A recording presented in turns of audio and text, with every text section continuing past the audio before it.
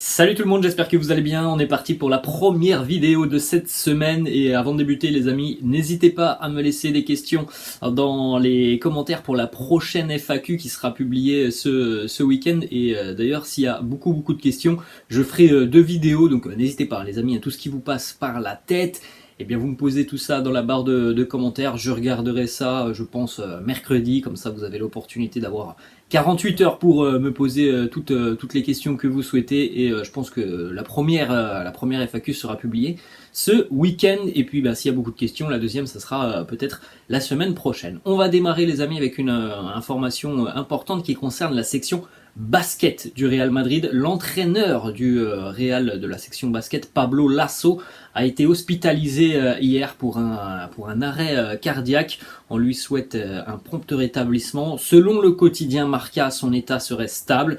Toutes nos pensées et tout notre soutien à Pablo Lassa et à ses proches et plus globalement à la grande famille du Real Madrid puisque c'est une section omnisport, le club du Real Madrid. On enchaîne les amis avec les deux unes des quotidiens madrilènes où on ne parle pas du Real Madrid mais on parle surtout de l'exploit de Rafael Nadal qui a remporté hier son 14e titre porte d'Auteuil, 14e Roland Garros pour Rafa hier, aux dépens de Casper Ruud dans une finale complètement maîtrisée par Rafael Nadal. On le félicite évidemment parce que c'est un grand fan du Real Madrid, Rafael Nadal.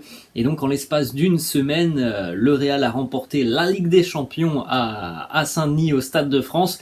Et une semaine plus tard, c'est Rafael Nadal qui lui s'est imposé porte d'Auteuil, donc deux grands madrilènes qui ont remporté leur 14e tournoi en l'espace d'une petite semaine. On enchaîne les amis avec cette petite image du Santiago Bernabéu. Alors selon les informations de plusieurs médias espagnols, le Santiago Bernabéu devrait toujours être prêt pour le mois de décembre 2022. Il n'y a pas forcément de retard en ce qui concerne les travaux du nouveau stade merengue. Les travaux vont même s'accélérer pendant les 2 mois d'été où le Real ne jouera pas évidemment au Bernabéu. Donc c'est l'opportunité de continuer à accélérer sur ces travaux. Et donc dans 6 mois maintenant, voilà à quoi devrait ressembler le Bernabéu à la fin d'année avec potentiellement donc le match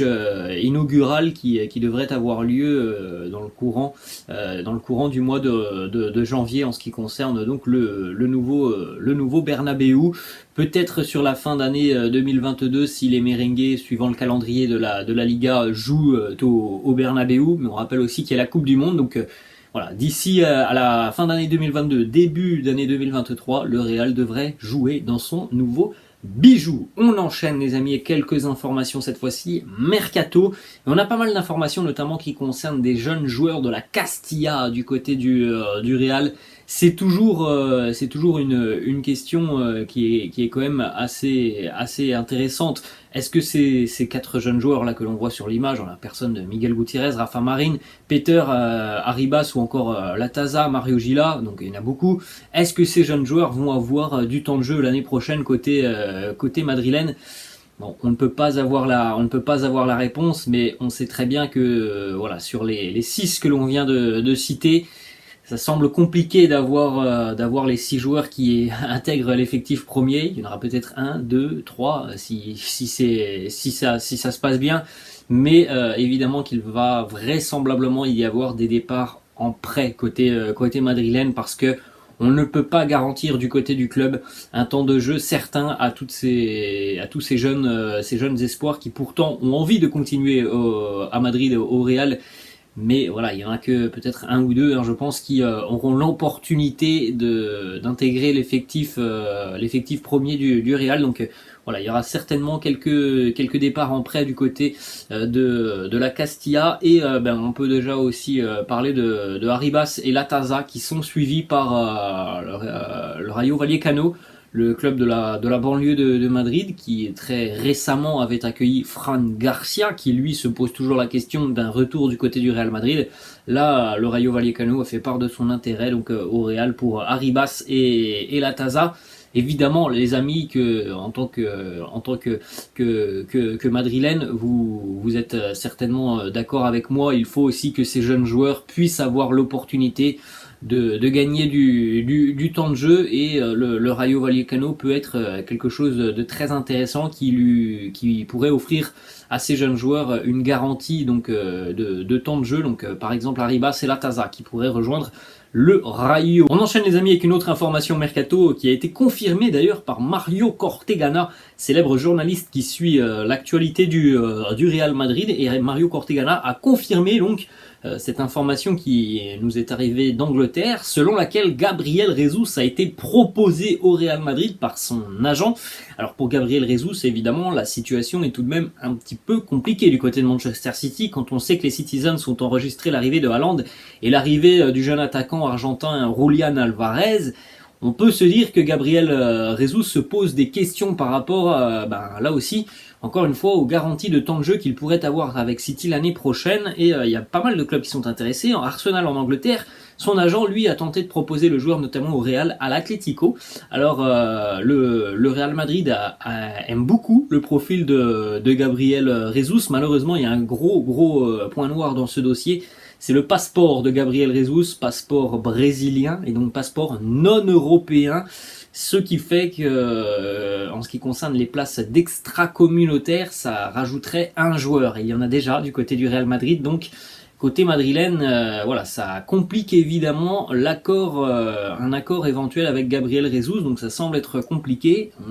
On suivra encore évidemment ce dossier tout au long de l'été, parce qu'il semblerait tout de même que Carlo Ancelotti ait demandé un renfort au poste de numéro 9 lorsque Karim Benzema n'est pas en mesure de jouer. Donc Gabriel Jesus peut être une piste, comme il peut y en avoir d'autres aussi sur ce mercato. On va enchaîner avec une information dont on a parlé hier. Vous avez vu le petit message de Serge Gnabry. Il se pose beaucoup de questions, Serge Gnabry, sur son avenir. Ça fait 4 ans qu'il est au Bayern. Peut-être qu'il a envie de découvrir un nouveau challenge. En tout cas, du côté du Real Madrid, on semble faire confiance à Rodrigo et Asensio. C'est le quotidien Marca qui annonce que pour le moment, le Real n'envisage absolument pas l'arrivée d'un ailier droit, parce que on a Asensio et Rodrigo. C'est ce que l'on disait les amis sur la chaîne depuis des semaines et des semaines. Tant que Asensio continuera avec le Real Madrid, ça semble compliqué d'imaginer le Real réaliser un transfert d'un ailier droit. En revanche, on en a parlé dans la vidéo de samedi, si jamais Marco Asensio vient à quitter le club cet été, eh bien là oui, peut-être que le Real se jettera sur un transfert pour un ailier droit. Ensuite, on enchaîne les amis avec quelques petites informations qui concernent Vinicius, qui a déjà envoyé un petit message à Benzema.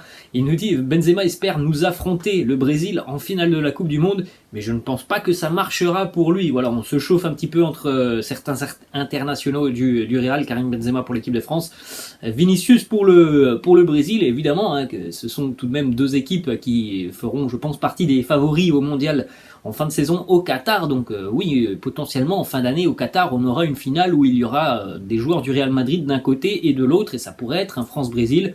Il y a aussi évidemment d'autres sélections qui font partie des favorites.